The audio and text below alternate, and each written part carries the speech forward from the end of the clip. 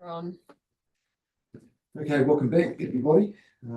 We are back into public, and we are moving immediately to 9.2, the Managed Fund Portfolio Performance Update. So the purpose is to present the Q2 2025 Portfolio Performance Report from Council's Investment Manager, JB Weir, for the period ended the 30th of June 2025. Nick. I'll just take this one as read. It's pretty straightforward. This is the quarterly performance report, so it's the public report on how our managed funds has performed. As I noted earlier, we've got just under 29.9 million in the managed fund as at 30 June, which was year end. We had a 10.2% increase over the year. Would point out that it was an interesting year. We sort of didn't discuss it earlier, but we had a good first half of the year, the first two quarters, and then Q3 pulled all of that back, and then we had a really great Q4. But over the year, really solid return. But it did fluctuate, went up, down, and then back up again.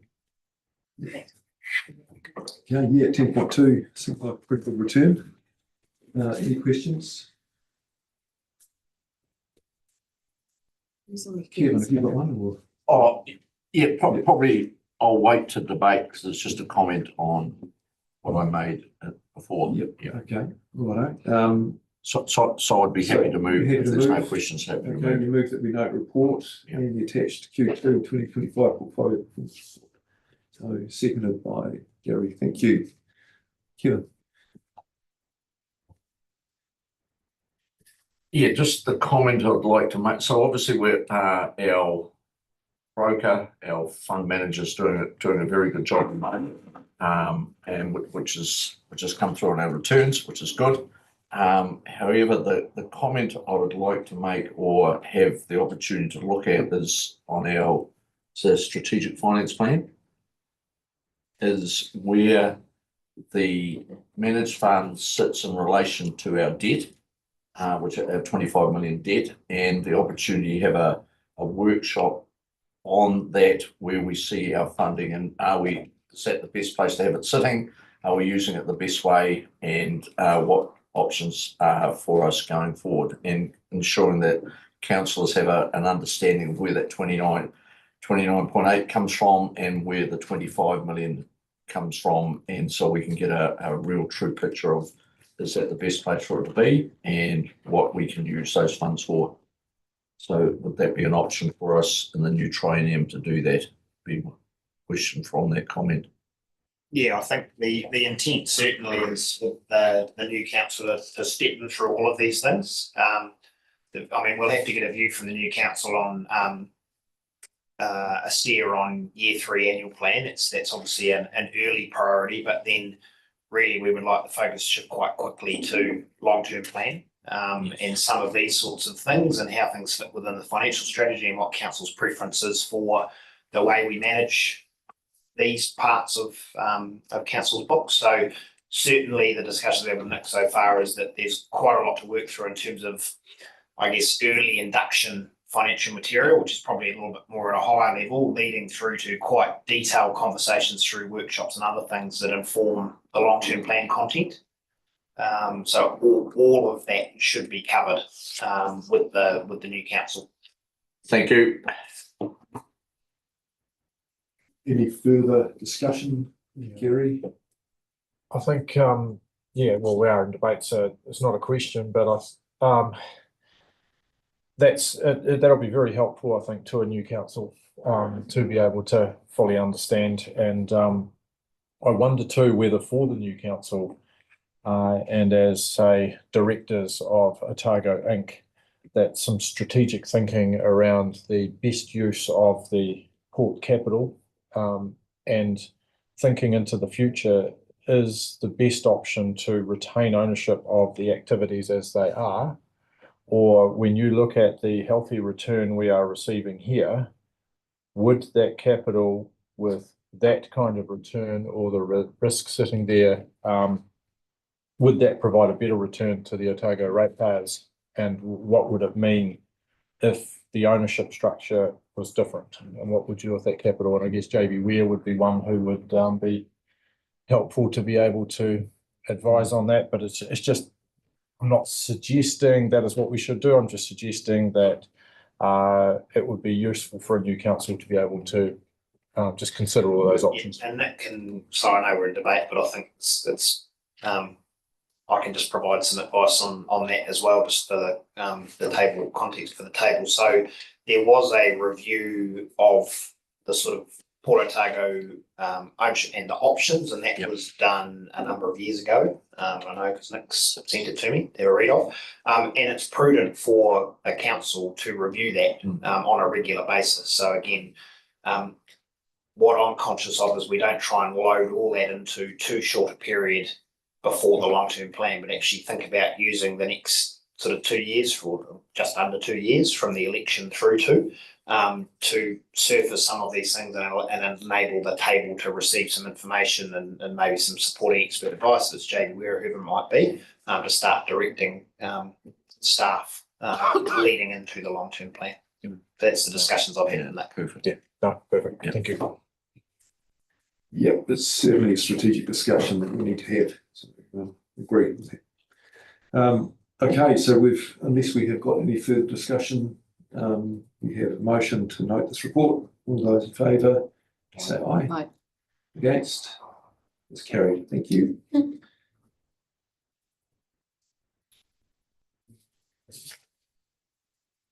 So now we've got the Treasury report. Nick. Yeah, so this is the Treasury report that comes from Bancorp, which just the purpose of this report is to give you some independent assurance that our borrowing is complying with our Treasury policy, our Treasury management policy. So we did report at the amount of our borrowing through to the Finance Committee. So, you know, we've got 25 million. The port is now up close to the 150 million they can borrow from us. So 175 million in total. Bancorp obviously look at that. They run it through, look at the compliance around the, around our interest rate requirements, making sure that that we've got the right proportion of fixed versus floating loans.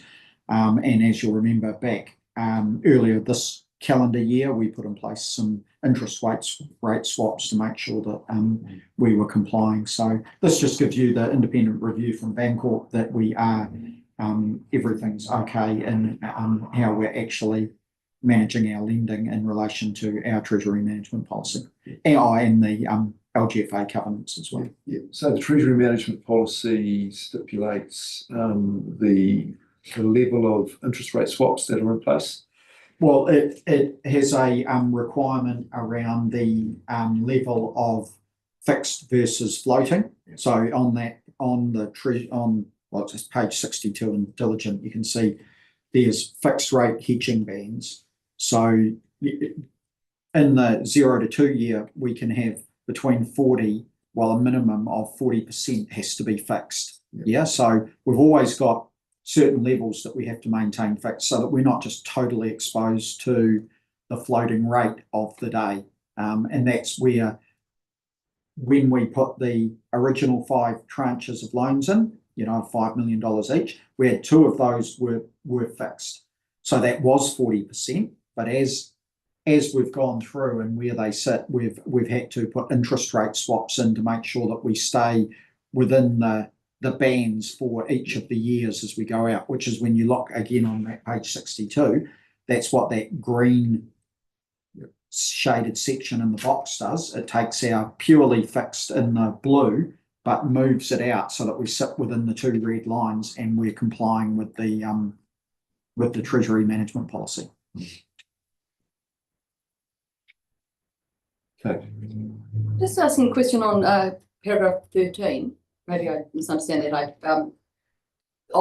As of the 30th of June 2025, Port Otago is on lending is 149.9 million, which is 100,000 under the maximum amount of 150 million permitted under the on lending agreement.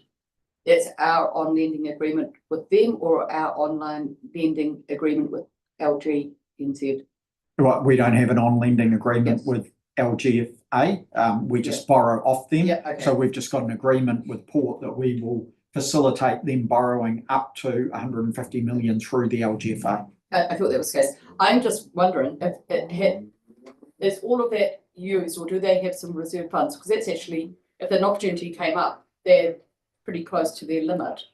And what the process is and how long the process is for a discussion there, or whether it's one that we should be doing, having a discussion earlier to ensure that any opportunity that may come up could be facilitated easier. The Port's still got other lending facilities through ANZ, I think. So so they've still retained those. So that isn't all of their debt. And they've just maximised this because it's better rate. They're still using other debt. If depending on where they sit, really, I think it's up to them to come and approach us if they wanted to change that agreement. You know, 150 million. Well, remember, it was 100 million when we first took it out and increased it at the time that Whare Runaka was agreed to, up to 150. So Thank you. Yeah. No further questions? Right, so we are noting this report. Kevin, second, Andrew, thank you. Kevin, do you want to? Okay, all those in favour, please say aye. Aye. Against? Right. Thanks, Gretchen, I can see your thumb. What's it?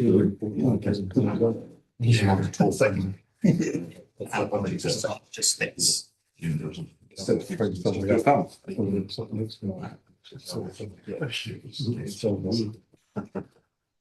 Thanks a few, we've got to see this half dozen calls. Some of them for Charlie.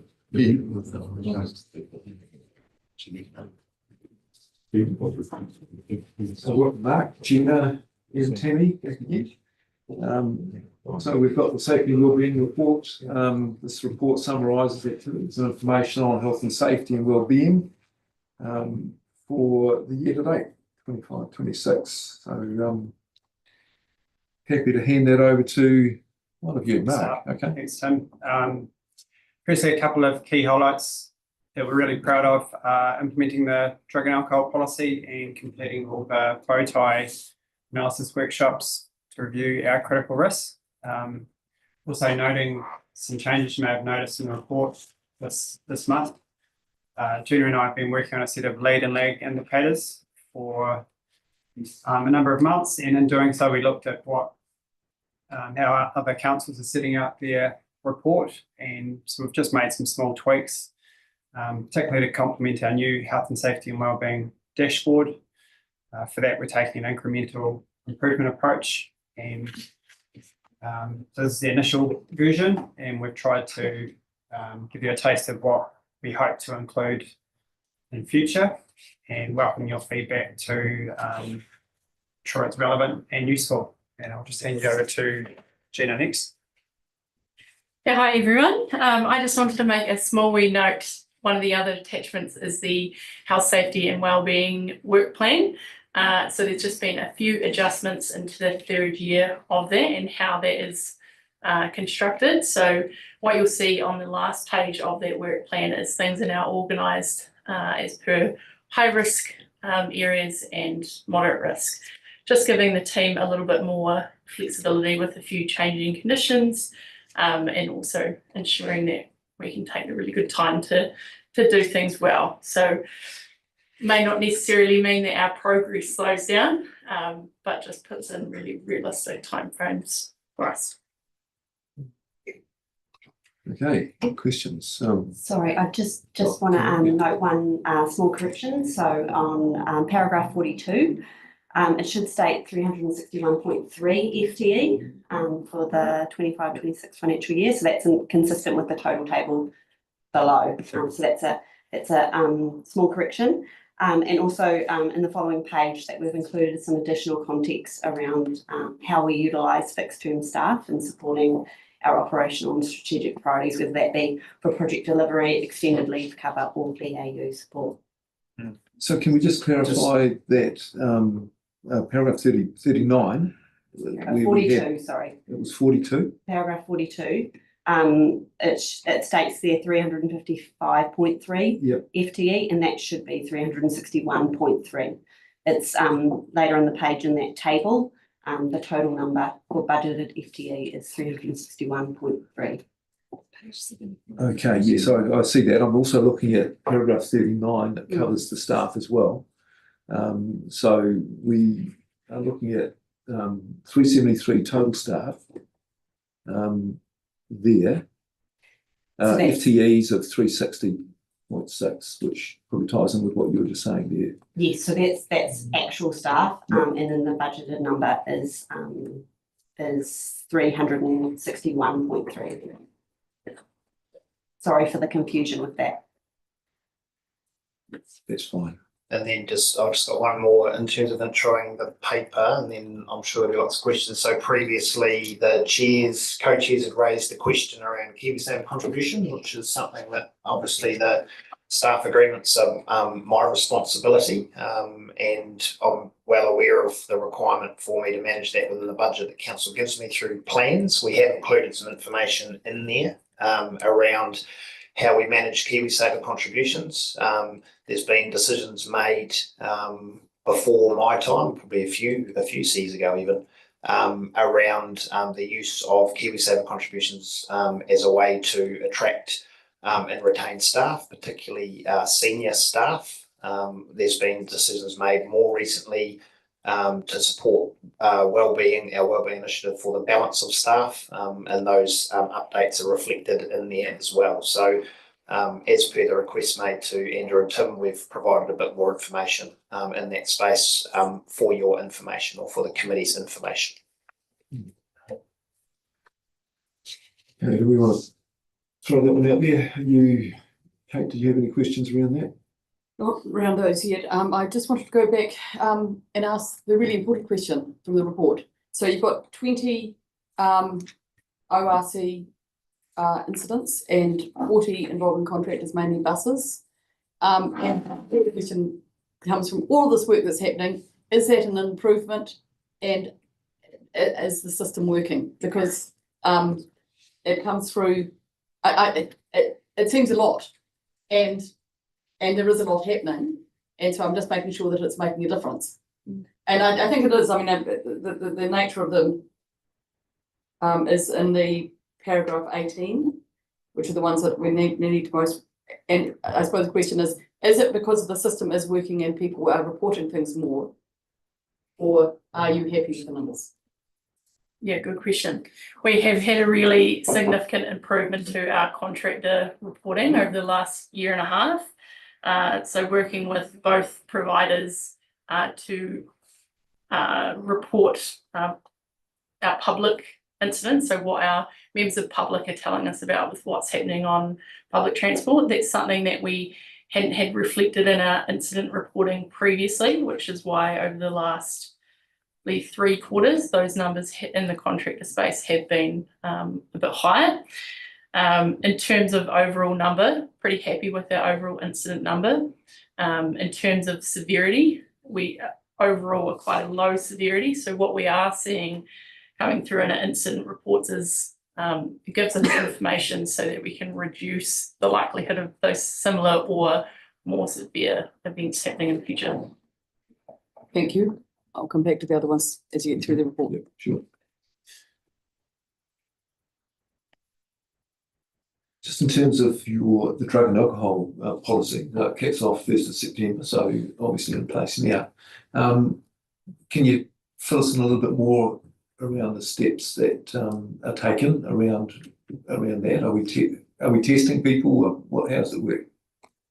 Sure. The main thing at the moment is awareness. So the initial communications and putting information on Te Aki, our intranet, so that it's freely available. And we've got an initial webinar coming up to raise awareness of the effects of drugs and alcohol and responsibilities in relation to different things like prescription medication, also some training for all our people leaders and health and safety reps on more advanced, including reasonable cause identification, but no, we haven't needed to test. We don't envisage having to do a lot of testing. The policy settings are just reasonable cause and post-incident testing, where there is potential impairment or their actions or inactions could have been a contributing factor.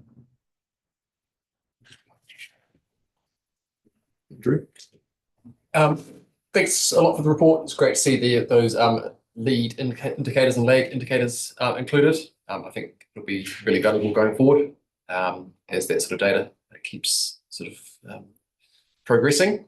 I wanted to hear a bit more about, we've included quite a bit of information, which is good, around the staff performance reviews and I guess everything around that in terms of supporting them and just monitoring the performance of and providing feedback and the like. So just keen to sort of hear more about on the ground how that is happening, what it's looking like for staff. Sure.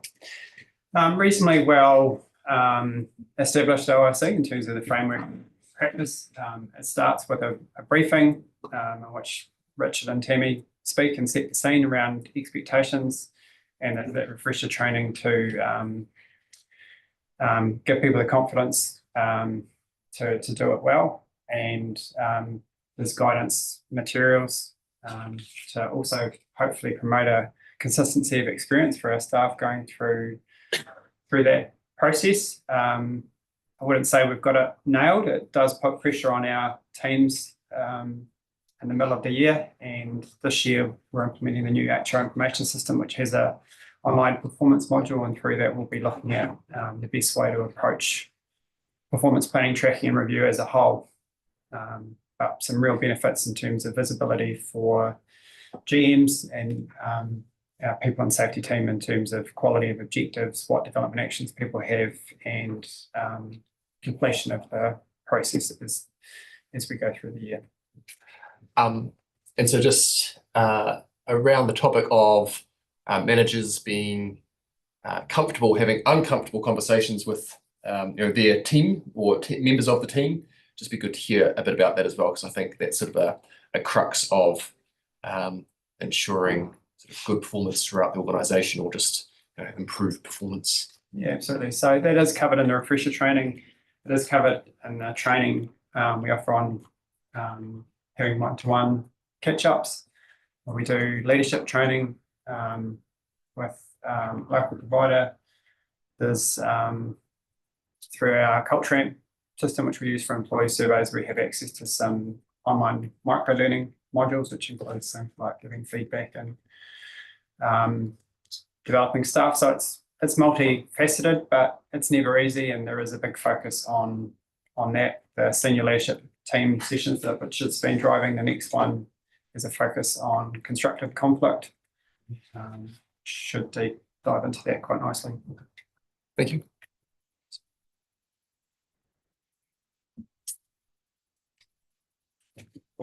Thank you. Might be a pedantic one, but traffic management procedure. We're saying a new traffic management procedure has been developed and we're releasing it for consultation. Did we have an old traffic management procedure? Who are we releasing it to consultation for? And what do we actually do on roads? Yeah, good question. So traffic management was a new hazard area that was identified in December of 2023. So in terms of what our staff are doing in that area, we're not doing work on the road as per se, but we are working on the roadside. And so that has triggers in terms of how we safely manage it, which essentially requires us to have traffic management plans. And so we've got those plans in place. We've had them in place for the last year, but we haven't had a procedure to really support that in terms of guiding staff in terms of what they need to think about approaching doing work on the road or roadside. So the consultation part that goes out to our health and safety representatives and all staff to have the opportunity to look at the draft procedure. Does it make sense? Is it workable and practical for them? Will it make their life easy or more difficult. So that's what the consultation part includes. It's Just just an internal. Can I have a follow-up to that? Sure. So I suppose what I've observed certainly through TAs and I guess NZTA too is that traffic management has gone so over the top, so contractor almost focused, but it is it's become an activity contractors provide, demand, and the health and safety element of it is quite excessive. Will we have the flexibility to be sensible and practical around that as opposed to taking an alternative, because every time you engage traffic management, if it has to be an external, then it is a substantial cost? Yeah, really good question. So we are lucky that all of our work falls under what's called an inspection piece of work. So when we're thinking of normal traffic management, you might be thinking of putting the cones out and the side where you need to have really qualified professionals to do that. We may have some very limited work circumstances where we need to engage a professional, but most of ours are in that really lower level. So quite minor training and processes to put in place to be able to do it well. So certainly do have flexibility, and it's not an overly cumbersome procedure for us to implement, which is solid with that. Yeah. Okay, I thank you. can guarantee that the feedback, because this one came through ELT back when it was flagged in 2023 that we probably weren't meeting our requirements in the space. And the first thing we asked is if we're doing something on the road that triggers that, should we be doing it or can we do it another way?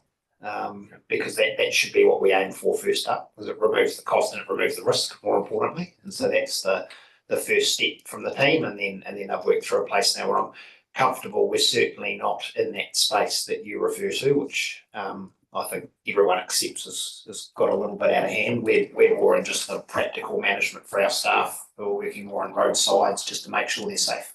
Okay. Yeah, great. Thank you.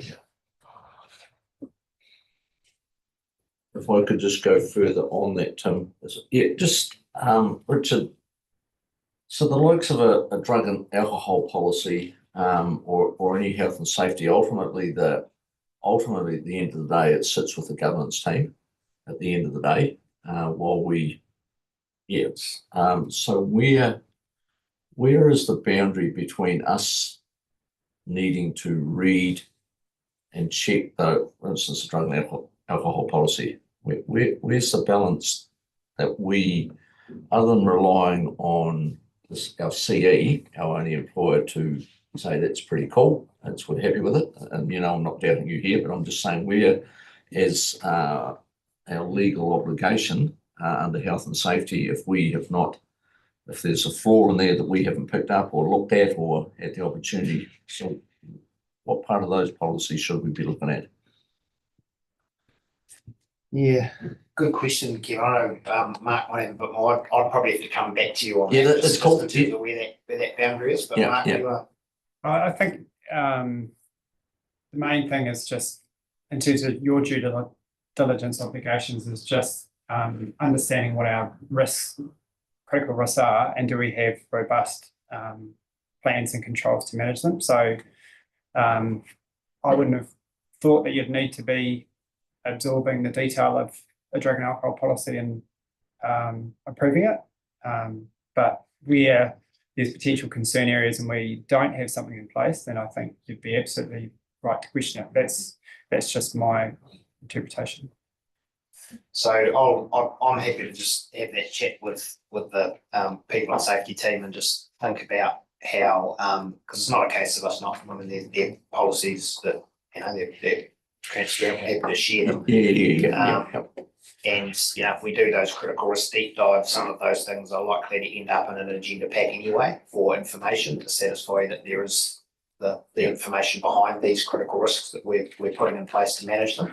But we'll just go away and think about is there a role for this committee in the development of those, or is it more just to keep you informed by ensuring they're included in updates and things. So and I'm not actually asking to, look, I'm comfortable, look, the process you've gone through, that's the drug and alcohol one's probably been 2.5 years getting that through. So, and with all the notes you've given us all the way, I'm happy you're doing that, but I'm just saying at the end of the day, if I've never actually looked at that, yes, it's been signed off, and I'm just picking on that one because it's in front of me, but there must be a level to say, well, actually, we probably should have run our eye over it and say, well done, team.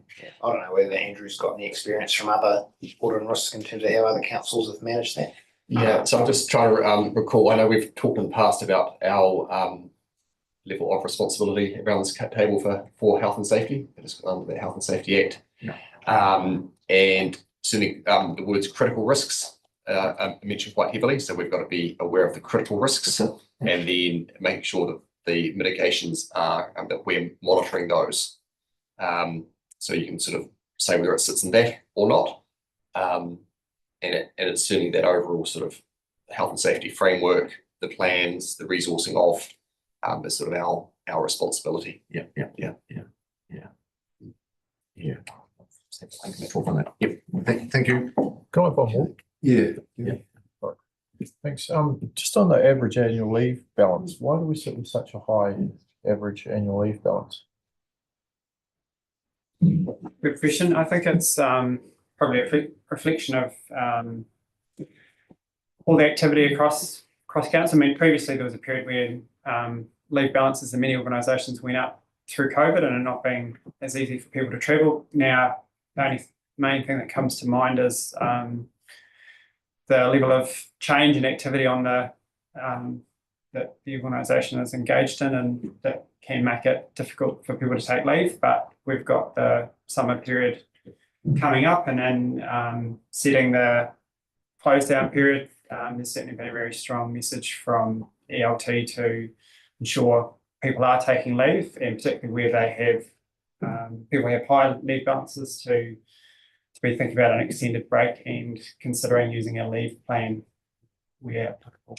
Yeah, it's something we would see every year heading into Christmas break high. It's just naturally how it works, and there is a very we do expect our managers to have very deliberate conversations with people with high leave balances and expect that period over Christmas. And we will see that when we come back in sort of February, March, that average balance will be reduced. It's just that sort of natural cycle that happens year on year, but we are very conscious of it, and Mark and the team will run those high leave balance reports, and we do have some staff who have significantly higher balances where we ask for a management plan to be put in place.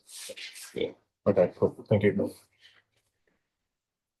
Lloyd, can I just ask them just on the same one, sick leave? Is there an ability for accumulated sick leave?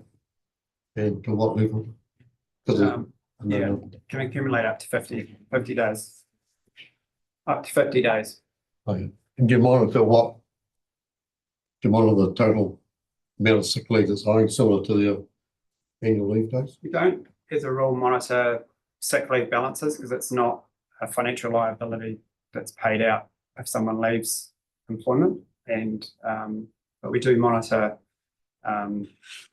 sick leave usage, just as we take an interest in other indicators of wellbeing such as EAP usage. Okay.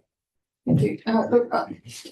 Thank you, Richard, for your explanation or discussion about the annual leave. But if I looked at the draft annual report, which I did, this figure is going up as a liability quite substantially, or maybe that's just pay rates going up and I hadn't done the maths on that.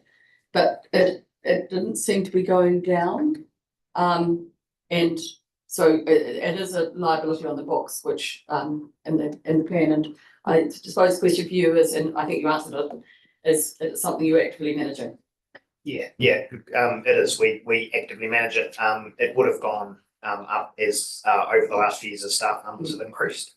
Even if we keep the average about the same, the liability would continue to go up. But we are very conscious of it, and we don't want staff, for a number of reasons. One is financial, two is wellbeing, to not be taking leave. So it's something that we make sure we keep a close eye on. Thank you. The other part of 39 is the turnover, and just are you comfortable with that turnover it's a discussion we've had at times, and it's certainly sometimes a justification for different pay rates and benefits or other things, and I'm just checking what your feeling is, and it depends what level it is as well, but yeah. Yeah, look, I'm relatively comfortable. I think some turnover with an organisation is healthy, and we've done a lot of work to be able to create a good workplace where our staff want to stay with us for a long period. We don't want to keep people forever. We want people to develop and move on in terms of their career aspirations. But I think we were at a significantly high rate. It took a significant sort of drop over a relatively short period of time, and now it's probably at a point where I'd say it's settled. But it's something that we shouldn't be complacent of, and we do look at wellbeing. We do ask staff what's important to them. But I think my experience too is that these things will go in cycles. We know that over the last couple of years there's been specific action taken within government departments which have a lot of similar roles to us that's meant different environment, whereas prior to that we were losing significant numbers of staff to roles, particularly roles within ministries. So yeah, look, I'm comfortable in answering your question, but I'm I guess also pointing out that we do keep a close eye on it, and we do think about what we need to do to attract and then retain those high performing staff and staff that we want to keep that experience within the organisation. And sorry, on a similar line, I'm sure I've seen this graph before. Above paragraph 42, I actually couldn't get my head around that one. I understood the other one, and I presume there's been some savings, some staff and positions you've opened. That's on page 74, I think. But on page 75, I couldn't quite understand that graph. It's the blue compared to the yellow. Can someone talk me through how that works, or am I just? It's definitely a mark. That's thank you. Okay. The yellow is the monthly turnover figures, and the blue is the 12-month data. And because the yellow month on month is giving you the current what's happening, and the 12-month data gives you a cumulative trend around whether staff turnovers going up, down, or staying the same. So so as I'm looking at my 12 months, and I think I've now understood what you mean by the rolling 12, but it's not just 12 months. As you move from August to the following August, it's one drops off and the other. That's right. Okay, and that's why it doesn't have it's not nearly as lumpy. Yeah. Okay. Is there any trends in that? It's not a seasonality work thing. It's just no. That one excludes fixed term staff. So we'd have a little bit of seasonality with that, such as the summer interns for the environmental monitoring team. But no, there's no particular seasonality or trends there. And the last question I have, and it really relates to everything that's on this report. And you talked earlier, thank you, Mark, for comparing it to other reports. Understanding how other councils are not only reporting the stuff, but also how we compare in the reports would be an interesting space for us to be in. There may be a really good story there about retention and retainment and understanding. And again, I know that that's something the government are looking at anyway. So it's maybe a question for you is there any work, sorry, for you, Richard, is there any work looking at giving a more across the spectrum of regional councils uniformity on reporting? There's certainly no discussion at this level on uniformity. That would be up to, and it won't come out of the DIA metrics. They're not going into this level of detail. It would be something that we would need to have a look at and approach other councils to, or either look and see what data is already publicly available, or approach other councils to see. I mean, there's sort of snapshot studies done from time to time that tell you stuff, but in terms of what we provide here and where we've moved to probably over the last 18, 24 months to provide a whole lot more information to this committee, there's nothing like that being discussed at a sector level to start providing comparative data. We would have to go out and do that through one of the Human Resources Singapore, one of those groups.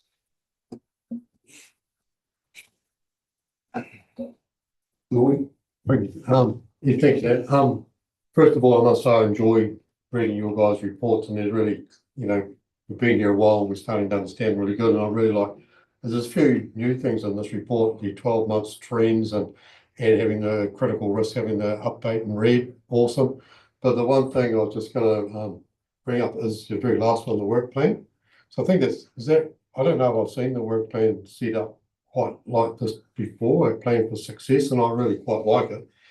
But my question is, well, two questions, I guess. One is, are we starting to look forward beyond 25, 26, because we're pretty much already there? And two is, there's a lot of stuff that's been really good and completed. Are we thinking about building in review dates for some of those things going forward? So, because this is from my point of view, it's a real good monitor of how things are going, whether saying what you're doing, what you plan to do, and whether you've done it or not. Yeah, no, that's a really awesome question. So the health, safety and wellbeing team, we use a online tool called Asana. So it's essentially a digital tool where we track all of our different work programs, review dates and things like that. But it's also an area where we look forward into the future to start, formulating, okay, well, what needs to be in the next financial year and what is less urgent. So all of that information will then be compiled to build out, a revised work plan. The other thing to note is that we're currently working through the analysis piece of our bowtie project. So we expect that there's going to be quite a bit of work that comes out of that. So that'll be a piece that builds into what that eventual work plan looks like too. Yeah, no, I think it's really encouraging, because we're really, as we're moving into a proactive space of actually doing things rather than being reactionary to things that are happening. We're proactively monitoring. That's come through the asset management stuff earlier on and your stuff. So I think that's I'm just noting that. So well done, and keep up the good work. I have a quick question, if I could jump in, and it's just around the current vacancies that we've got. We've got 11 current vacancies. At the moment, we're showing FTEs at 360. Is that going to take us up above what we had planned in terms of our FTEs? So that relates to the information that we're providing fixed term as well. So what we had and came out of the efficiency review is a question around consultants and the use of consultants. So something that we do now when we've got a particular piece of work is think about the best way for us to procure the people power to do that work. And at times that's a consultant, but at times it's actually a fixed term employee that joins the organisation. So those FTEs, the 360, includes the fixed term, which we talk about in paragraph 42, a couple of pages on. So we're carrying about 6 FTEs in the policy team at the moment that we're not planning to fill, while we've got a pause in planning work from the government. So we are very deliberate in the decisions we take. We don't just, as soon as someone resigns, automatically decide to fire an advert out and replace exactly that position. It's a very, as an ELT, we're very clear of the need to manage that personnel budget carefully. So those 11, it's not intended that they would all be filled immediately. They're there, and as the work program requires it, some of them will be, and some will be out in the market at the moment, but others may not be. So overall, we're looking at that personnel budget, and we're very conscious of that. I know there's a lot of commentary on that, but comfortable with where we're at the moment. And again, just by the additions that Tammy highlighted and Tammy and Mark have pulled together, trying to provide more transparency around that fixed term number as well, because that is a very deliberate response to the feedback through that Morrison Low report. Yeah. Thank you. Kevin? So are we saying that our budget, we're sticking to our budget of 361.3? So that's the overall budget. We may go over that by the end of the year, but there would have to be an under in our consultant budget where we've deliberately decided to take on a fixed term staff member, as opposed to use money that sits within the consultancy budget and the operating expenditure. So that's when we build the budgets at the start of the year, we have an amount for staff, contracted staff, but we also have an amount that sits within our OPEX for consultants. However, at times, we may choose to bring on a fixed term staff member instead of a consultant. So effectively they're being funded out of that line of the budget. But overall, in terms of our permanent employees, we should remain under that approved amount, Kevin.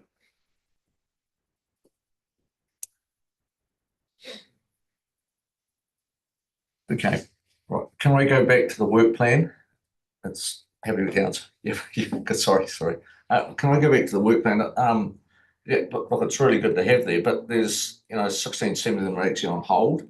So why? And we're into 25, 26, and you've got all those ones on hold.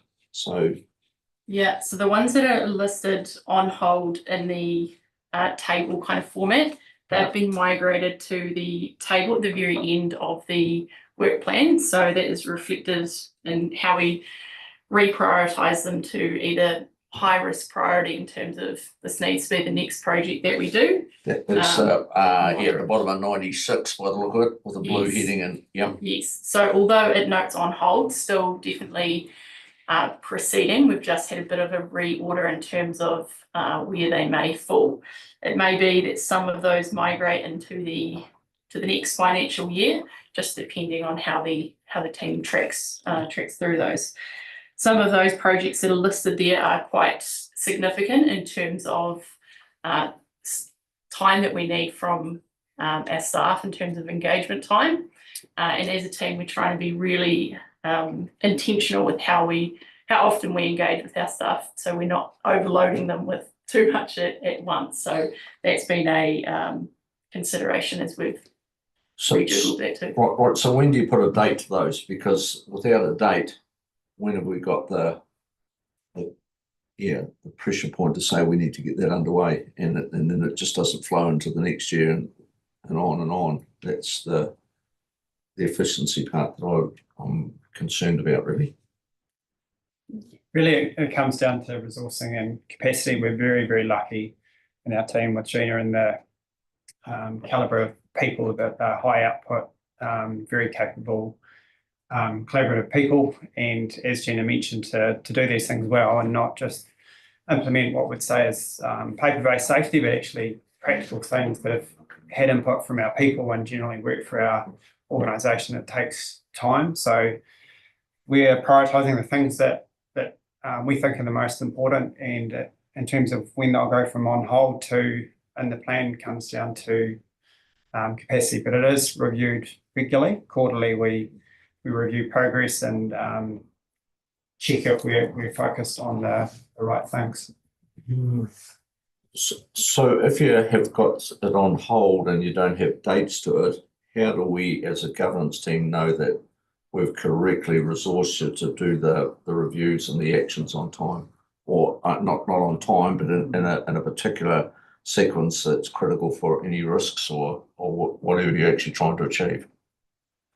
I think maybe if I just step into support, Mark, ultimately it comes through ELT, and we'll have a look at it, and the feedback we often give is it too aspirational? Are they committing to too much? Which is probably why there's a bit of on hold in there, because as well as the set work plan, they're often called into unplanned, staffing and matters which support our leaders and our staff. So if there were significant actions in there that we felt were a priority for ELT and we didn't have resource for them, I would bring those to this table and just say, look, we think that there are some things that we're not getting to that would be in interest of this council to prioritise, and is the council interested in reprioritising some funding or adding some new funding to do those things? We don't think we're in that position at the moment. We think we've got the balance right where we can work through those critical risks in a period of time, as well as tackling the things that might pop up from time to time, like the traffic management example, which came sort of out of the blue and wasn't initially part of the work plan at that time. Ultimately, ELT are effectively responsible for that, Kevin. And if we felt we didn't have the resource and we had big gaps, we would come and ask that question. And I guess similarly, if there's things in there that you think we should be prioritising and making time for, then we're happy to take that on board. Yeah. But it's that balance of we can't do everything at once because we would flood the system, and we need to make sure staff are engaged and involved in processes as well, and they've got to do that on top of their BAU. Yeah. And look, I'm not doubting that you're beavering at doing these things, but I just, as a report, I could get quite angry and say, well, actually, you're doing nothing, which I know that's not the case. It's just reporting it like that to me says, with so many on hold, it just appears we're either under-resourced or we've deprioritised things. And I wonder if there should be different ways of doing that. Let me think about that. It's not a criticism. I just think. It's not a question either. Hey, but it's just about to be. So can I at some stage have a chat to you about that? That's good. Good. Thank you. Okay, Kate. I think, I'll just go into the section on KiwiSaver and superannuation contributions. I'm totally appreciating there's only one employee, but it's your responsibility for that, Richard. Just understanding, and I get the statements in here about retention and recruitment and everything. The other side of it is the long lead that some of these can have, like amassing annual leave or sickness leave and things like that, and the market flexibility, because things change. As we've seen in the last 3 years, the market's changed quite substantially. And so the question I've got is how flexible, the value that we're ensuring also for the ratepayers and that flexibility in the system, are you comfortable that you can manage that as best you can and do, you can't do both possibly, but it's understanding that difficult space of ensuring that we're consistent with what's happening in the market to as best possible. Yeah, well, because the market goes in cycles, it is difficult to come up with a system that's perfect. And I suppose I look at rate pay value in two ways. There's, and I'm sure that the table does as well, there's value just in terms of financial management and budget, but there's also significant value in us being able to retain staff. And I'm sure everyone's read the articles on the cost to organisations of turnover and of bringing in and training new staff and losing that experience and the knowledge that comes with staff who have been here for a certain amount of time. So that's the balance that we try to strike. Local government will never match the private market. That's just a fact. And we know that from the data we get through pay review processes, but we can create environments that still encourage people to come and work, work for our organisation. So it is something we're very conscious of, and certainly, the being financially prudent we know is important within local government. And I think I just take a slightly broader view of that. And also look at the value that our community gets from having engaged staff and talented staff who can go out and deliver work programs, which is what we're trying to provide for the council. So that's the way we look at it, and we're comfortable with where we've got to, and we think in terms of what we're hearing back from staff and we're seeing in terms of recruitment and retention that we've got the balance about right at the moment.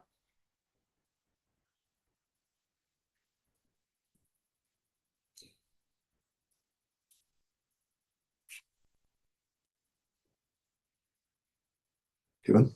Just so while we're still on that, so when we look at our annual plan that we did earlier, and we sent everyone away to sneak and to see what we could find that wasn't necessarily costs that we had to incur this year, and that we could push out forward. We've now provided an increase that legally isn't necessary until April 2028, which is the increase in the KiwiSaver contribution, which we've taken from up to 5%, which again is over the rate. So I just wonder whether that never featured in any of the. I can't recall that coming before us, and I understand it's an employment thing, but to me that's probably in my quick calculations based on a $40 million payroll would be somewhere between $500,000 and $700,000 a year that we've increased that quite dramatically when we've been trying to look for either delays or prudency. No, it didn't come to the table. It was a decision that ELT and ultimately I signed off on based on us being comfortable we could do it within approved budgets. That we made the decision prior to the government announcement. So the 2028 date didn't even exist when we made this decision. This was something we did based on feedback we'd heard from staff about what was important to them and the sorts of things that they valued as an employee. Which we survey them on and then develop a program. So, I mean, again, ultimately it comes down to, was I comfortable that it was prudent for us to apply this as one of the attraction and retention mechanisms, and could we manage it within the budgets that the council table had given us? And then when we're talking about, well, what things could we find savings and reduce the rating impost through annual plan time, we're able to look at other ways of doing that, whether it be remove, we removed the number of new FTEs that were in the long-term plan that we felt we didn't need in year 2. We removed other costs, direct costs, because we feel we've got a workforce now that can deliver it without necessarily all of the additional consultant support that was built into that long-term plan a couple of years back. So, ultimately this was one of the things that stayed in because I believe it's the best value for this organisation in terms of our staff. Yes, I suppose the difficult part for me is to see it now, as opposed to see that it's a proposition that we're putting, and to see it now when.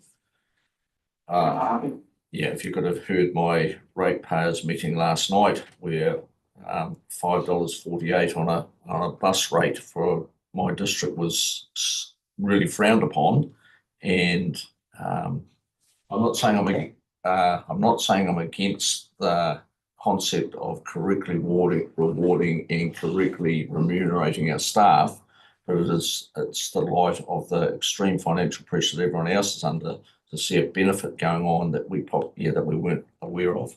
And you say we've signed off on a budget, but that we were never given the detail within that budget of here's where the money is going. So I'll trust your judgment. But I would never expect to bring this sort of thing for approval. I think you employ me to make these decisions. I absolutely take on board direction around budgets, and we take that very seriously.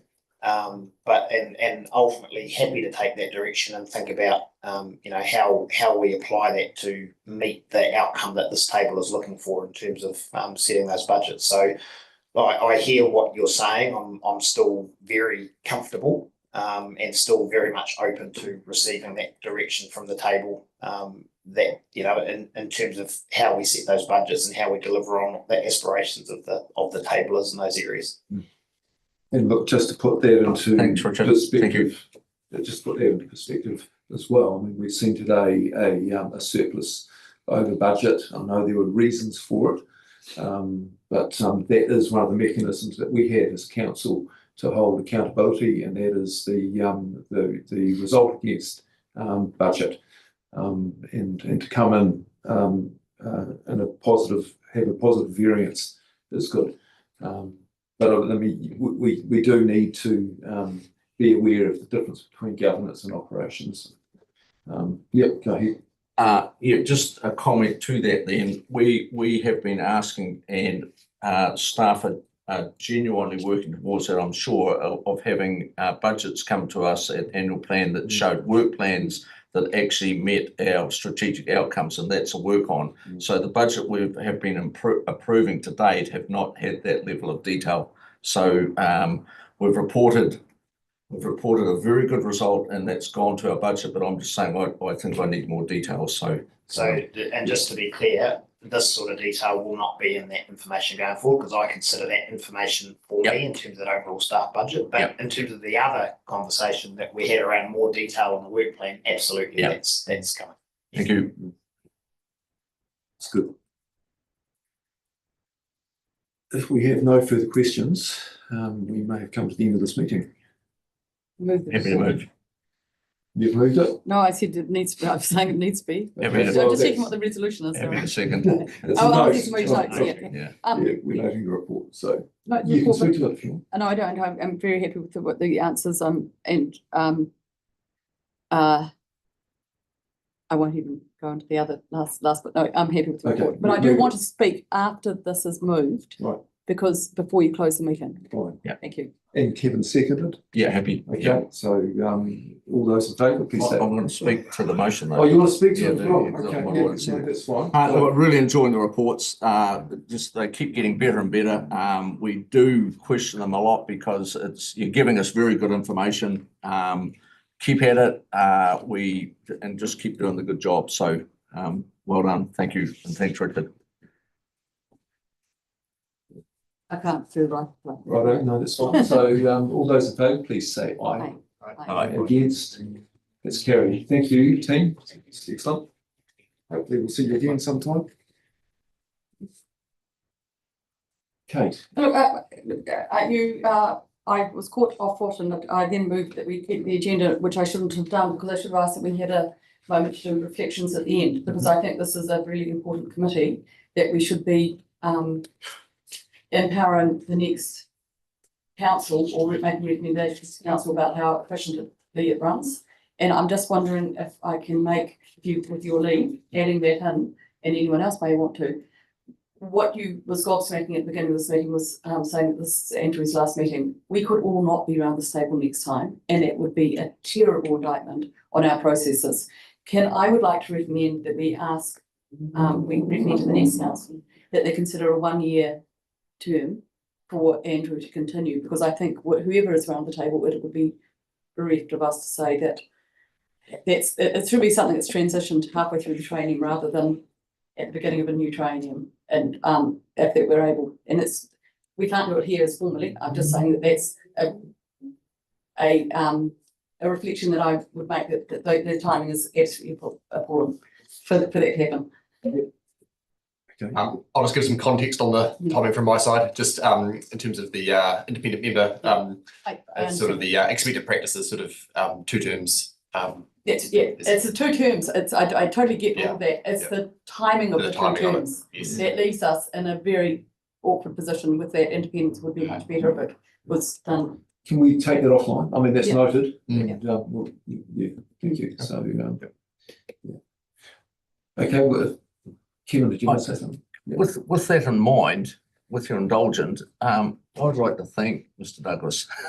Because if this is the only opportunity that we have, I've sat over there and I've sat here and I've never sat beside you actually, but I've sat all around this table and I do spend a lot of time on these papers and I often reflect on it and I think I've got the whole thing nailed, and all of a sudden this voice pops up from wherever he's sitting and it's a completely different angle of looking at something that I haven't been able to get through into my head. So the views that you've brought to us have always been constructive. They've tested my brain. So I'm saying you're obviously very good if you're doing that. Did I say that right? I didn't say that right, really. But I just think you've been superb, Andrew. We've been very lucky to have you, right from when we went right back to the original risk register and we said, well, let's realign that and have a look. The work you've done with Nick and that behind the scenes, ORC you're heading us on a very good trajectory. So thanks very much, and it's been a pleasure to work with you. Thanks, Andrew. Thank you. Cheers. Can I make 2 points in that? One is you're all to see Andrew again because he's doing an audit and risk wrap-up paper. I'm not going to be there for that. Oh, you're not? No, Tim's going to do it. Okay. Yes, Sorry, yeah. So So this is we'll the get a last. chance to see Andrew. And Yep. just on Kate's point, there is a paper coming to sort of wrap up the committees and to allow council to make recommendations to the incoming council on committees and things. So That's good. that paper's on next week's agenda as well. Yeah. So anyway, I'll let you keep talking to Andrew, given he won't be here. We've got a right reply if you want, Andrew. Yeah, Gretchen. Gretchen. Yeah, I just wanted to thank Andrew as well from the perspective of the broader council and what audit and risk does for us all. Yeah, we've really lifted our game in this space, and yeah, just want to really thank you for the perspective, the professionalism, the independence, and the rigor that you bring to this role, that you brought to this role, and also just for being really fantastic to work with as well. You're a great person to be able to interact with, and we've been lucky to have this time with you. You've added a lot of value for the people of Otago through the role that you've played. So you'll set a very high bar for whoever takes on the responsibility into the future. And yeah, huge thanks to you. Congratulations, Alexa. Yep, same thing. Thank you, Andrew. Sorry I'm not there. I haven't been able to have my camera on because when I turn it on, it just does that. I don't know. It's not working. Things are dying a death around my computer. But thank you, Andrew. I have really enjoyed your direction and your enthusiasm for the job. So go well, and hopefully I'll run into you again someday. And thanks for the reports today. They were excellent, team. Great. All right, I'll end with just a big thank you to everybody. I've very much enjoyed my time around the table. Yeah, I certainly enjoy audit and risk. It's got some great coverage. There's actually plenty of sort of tools in the toolbox that the governance team here do have to look across the organisation and inside the organisation. So I wish you all well for your future endeavours, and yeah, thank you for the time. Appreciate it. Yeah, thank you, Andrew. Yep.